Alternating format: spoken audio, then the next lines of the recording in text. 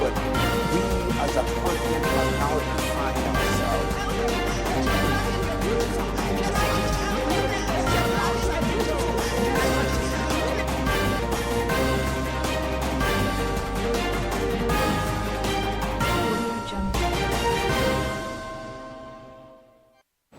In the news, Nigeria to support Mozambique against militants. Gunmen release orphans adopted in Nigeria. Across Africa, Zuma vows to skip state capture inquiry.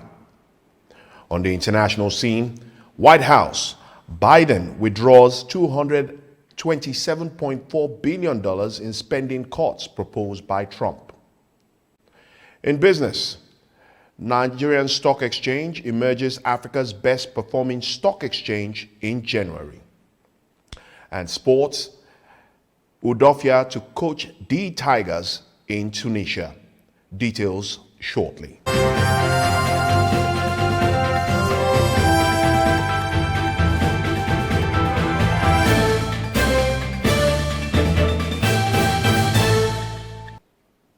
Hello and welcome to TOS TV, your digital first Pan-African network. I am Nkamiang John, and this is News 360.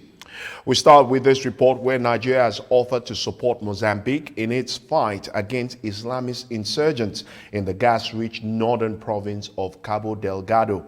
More than 2,000 people have been killed and more than 500 others displaced in the violence, according to the International Committee of the Red Cross.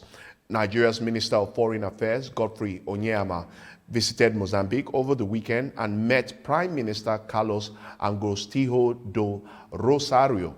Now, Onyeama said Nigeria was ready to share its experience of fighting Islamist militants and provide support to Mozambique.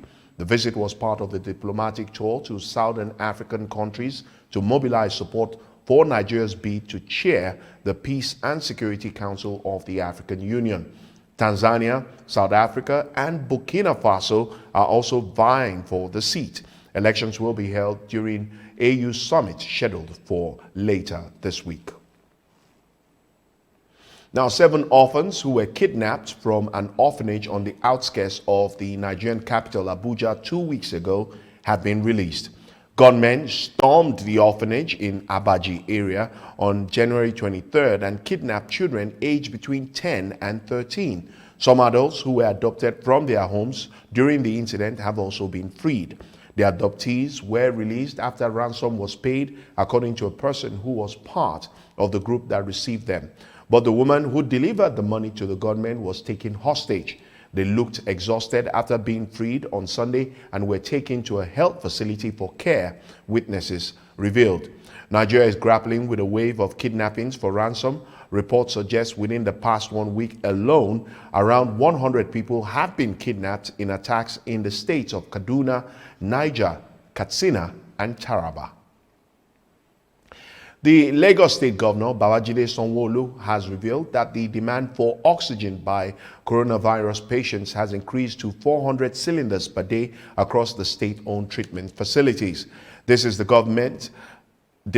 as the government is working hard to ensure that oxygen supply very easily meets and even surpasses demand.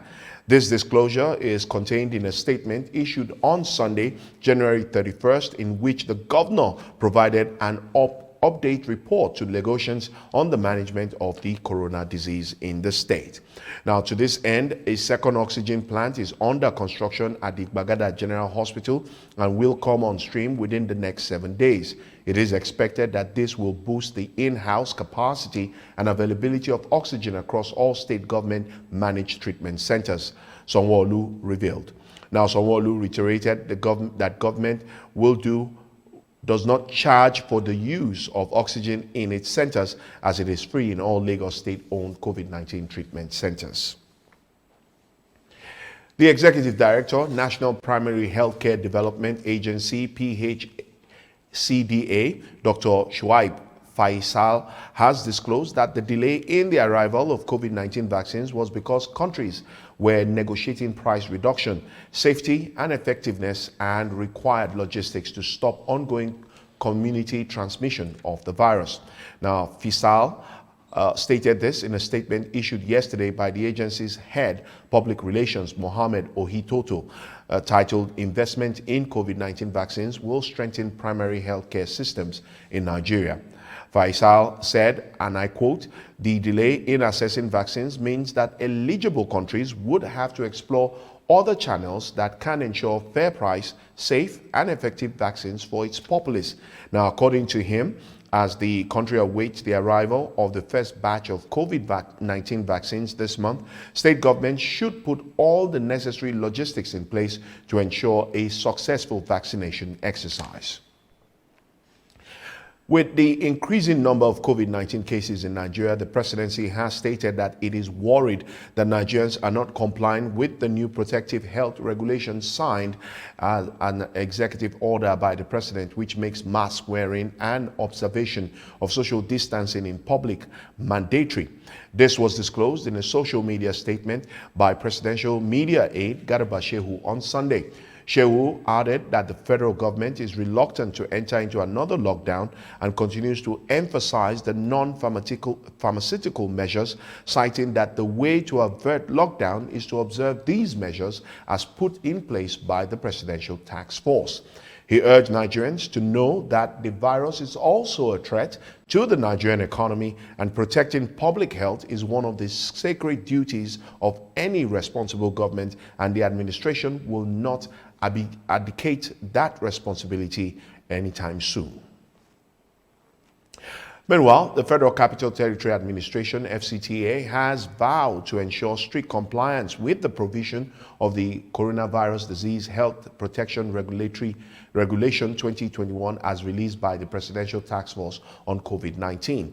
Now, as part of the resolutions reached at a stakeholders meeting held in Abuja, the capital city, the FCT Minister Malam Muhammadu Bello said that the administration will henceforth sanction erring corporate organizations as well as ensure the effective use of the mobile court system for trial of offenders.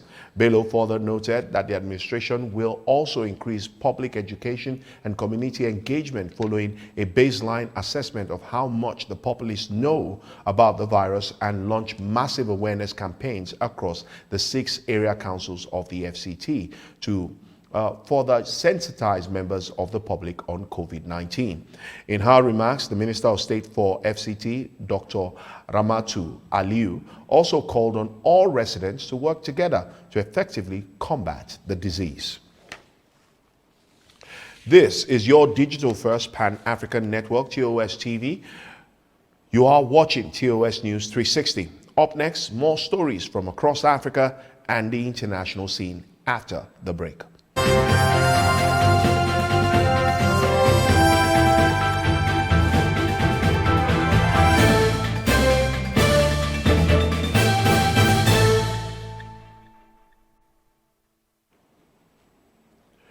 Thanks for staying with us. It's still News 360 on TOS TV network, your digital first Pan-African network. We go straight to developments in South Africa, where former President Jacob Zuma has said he will no longer appear before a commission investigating corruption during his presidency.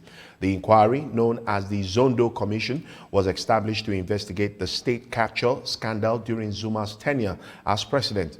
The scandal revolves around allegations that the wealthy Gupta family, who are close friends of the former president, used their relationship to unfairly secure millions worth of dollars of government contracts. It is also alleged that they were able to influence political decisions, including the naming of ministers. The former president and the Gupta family deny any wrongdoing. Zuma has previously said that the inquiry is biased against him. In a statement on Monday, the former president said he was being singled out for different and special treatment by the judiciary and the legal system. Also, he had never imagined that there would come a time when a democratic government in South Africa built on constitutional values would behave exactly like the apartheid government in creating legal processes designed to target specific individuals in society. Now, accusations of corruption have dogged Mr. Zuma's presidency before he was forced to step down in February of 2018. Now, participants in the UN-sponsored Inter-Libya Dialogue meeting on Monday is to choose a new prime minister and presidential council, a move that will help lead the transition in the conflict-ridden country as many hope to see elections in December of 2021. The 75 Libyan delegates will have until Friday to choose from a list of 45 candidates with key political leaders from both the eastern and the western authorities that have fought for power for years, but also from the south of the country. Now, since November of 2020, a dialogue had been held in neighboring Tunisia to try to end the bloodshed that followed the fall of Libyan strongman Muammar Gaddafi in 2011. With the United Nations-backed government of national unity and the Tobruk Parliament supporting General Khalifa Haftar agreeing to a ceasefire in October, Libya has never been closer to finding peace since the Arab Spring. Uganda's ICT Minister Judith Nabakoba has issued arrest warnings to people spreading what she says is false information about the plan to shut down the country this week. The minister tweeted that the authorities were aware of a plan to cause chaos from the 3rd to the 7th of February. She was quoted as saying, and I quote, "I call upon everyone to dissociate themselves from the evil plan. The country is safe and security will work fast to arrest anyone planning to create chaos," she tweeted. Now, the opposition is set to file a petition challenging last month's presidential election in which President Yoweri Museveni was declared as winner. Opposition leader Robert Kyagulanyi, popularly known as Bobby Wine, rejected the poll results, alleging there were widespread fraud. The Electoral Commission and Mr. Museveni have denied all allegations. Staying with developments on the international scene, this time to the Western Hemisphere, where United States President Joe Biden has withdrawn 73 budget cuts worth a combined $27.4 billion proposed by Donald Trump during the final week of his presidency, according to a letter addressed to Congress leaders. Now, Trump on January 14th sent a letter to leaders in the House and the Senate to propose the cuts, which would have hit the budget of several government agencies, including the Environmental Protection Agency and the National Endowment for Arts and Humanities. The former president signed off on a $2.3 trillion economic stimulus package designed to provide relief amid the ongoing COVID-19 pandemic this past December. However, Biden said that he would call on Congress leaders to trim wasteful items from the package. Now, former President Donald Trump announced a new impeachment legal defense team just one day after it was revealed that he had parted ways with an earlier set of attorneys with just over a week to go before his Senate trial. Now, the two representing Trump will be defense lawyers David Sculhane, a frequent television legal commentator, and Bruce Casto, a former district attorney in Pennsylvania, who has faced criticism for his decision to not charge actor Bill Cosby in a sex crimes case. Now, both attorneys issued statements through Trump's office on Sunday saying that they were honored to take the job. Now, the announcement was intended to promote a sense of stability surrounding the Trump defense team as his impeachment trial draws near. The former president has struggled to hire and retain attorneys willing to represent him against charges that he incited the deadly riot at the U.S. Capitol, which happened when a mob of loyalists stormed Congress as lawmakers met on 6th of January to certify Joe Biden's electoral victory.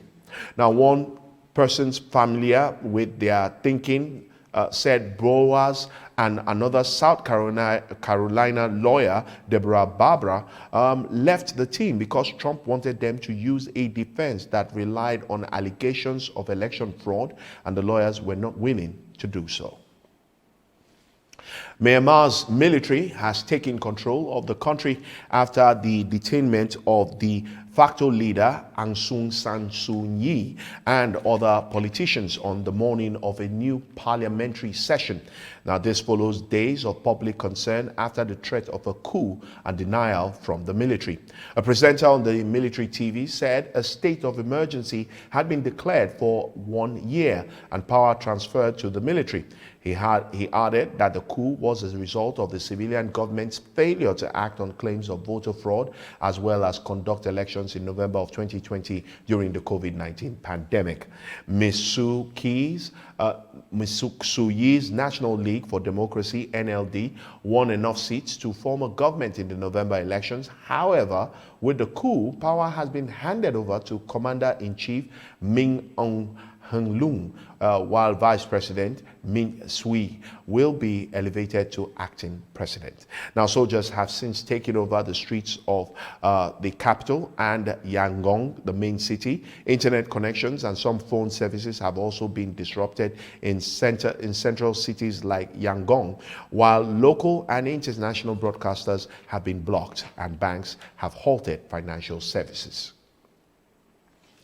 Australia's Prime Minister said on Monday that Microsoft is confident it can fill the void if Google carries out its threat to remove its search engine from Australia.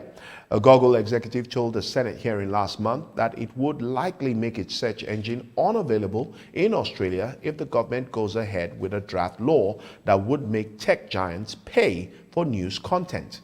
Now, Prime Minister Scott Morris said he has spoken to Microsoft chief executive about its search engine, Bing, filling the space. Now, although Bing is Australia's second most popular search engine, it has also a 3.6% market share. According to web analytics service, Google says it has 95%. Now, a Microsoft statement confirmed that the online meeting had taken place last week, but released no details of the conversation. The mandatory code of conduct proposed by the government aims to make Google and Facebook pay Australian media companies fairly for using news content the tech giants siphon from news sites. Now, there are no plans to make smaller search engines such as Bing pay for linking users to Australian news, but the government has not ruled that option out just yet. But Google is resisting the Australian plan because it would have less control over how much it would have to pay. Under the Australian system, if any online platform and a news business can't agree on a price for news, an arbitration panel will make a bidding decision on payments. This is your digital first Pan-African network, TOS TV network. You are watching TOS News 360. Up next, business and sports after the break.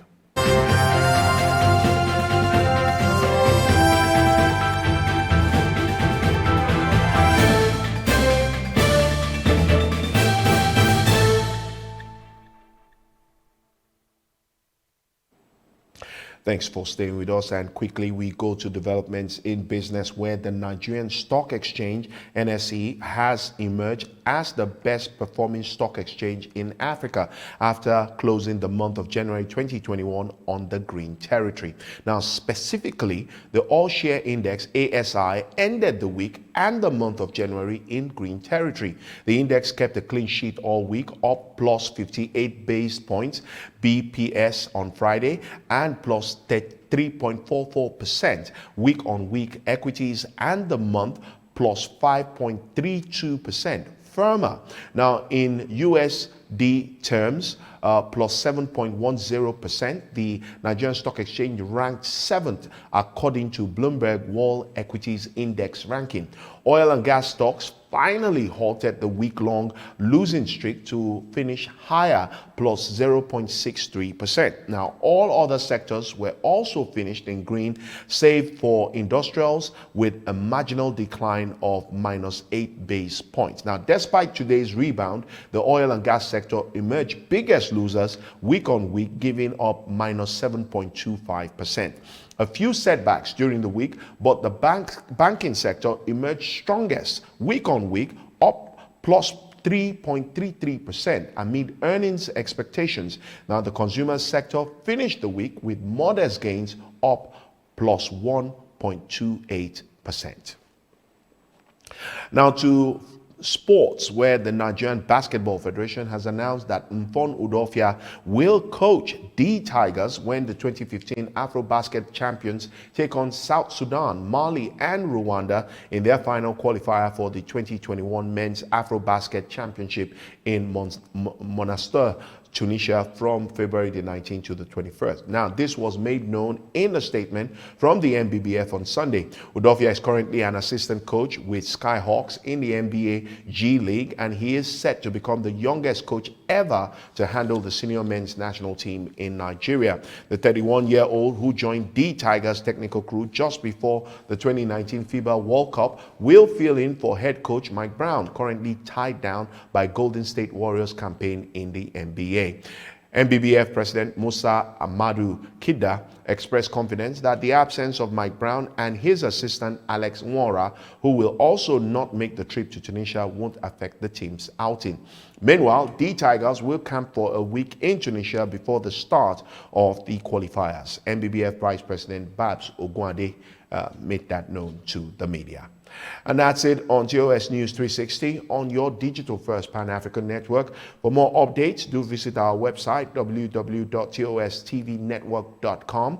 Do follow and like TOS TV Network on Facebook, Twitter, and Instagram. And remember to subscribe to our YouTube page. Do stay with us and enjoy more programs on TOS TV Network. I am Kamyang John. Bye for now.